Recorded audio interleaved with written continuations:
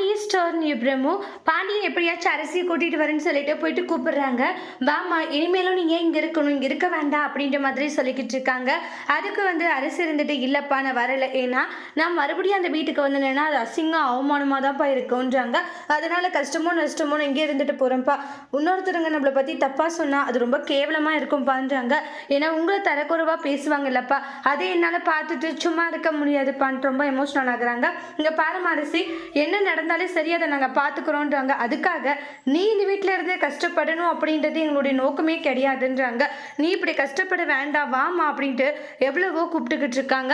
ஆனால் அரிசி இல்லப்பா வேண்டான்றாங்க, நீ வரலப்பா இங்கே இருக்குன்ற மாதிரி சொல்லிட்டு இருக்காங்க. பாண்டியன், அப்பா இவ்வளோ தூரம் கூப்பிடுற, இப்பயும் உனக்கு வரணும்னு தோணலையம்மா, ஏமா இப்படி பண்ணிட்டு இருக்கன்றாங்க. அப்பா நான் நல்லா யோசிச்சு தான்ப்பா இந்த முடிவை சொல்லிட்டு இருக்கேன். ஏன்னா என்னால் நீங்கள் யாருமே கஷ்டப்படக்கூடாது அப்படின்ற அந்த ஒரு காரணத்துக்காக தான் நான் இவ்வளோ தூரம் பேசிட்டு இருக்கேன்னு வாங்க. ஆனால் பாண்டியன் இருந்துட்டு இப்படி ஒரு வாழ்க்கை உனக்கு வேண்டாம், யோசிச்சு முடிவிடு அப்படின்னு எவ்வளோ சொல்லிட்டு இருக்காங்க. அரசியோடைய முடிவு என்னவா இருக்க போகுது அப்படின்ட்டு நெக்ஸ்ட் வீடியோவில் நம்ம வெயிட் பண்ணி பார்க்கலாம். தேங்க்யூ.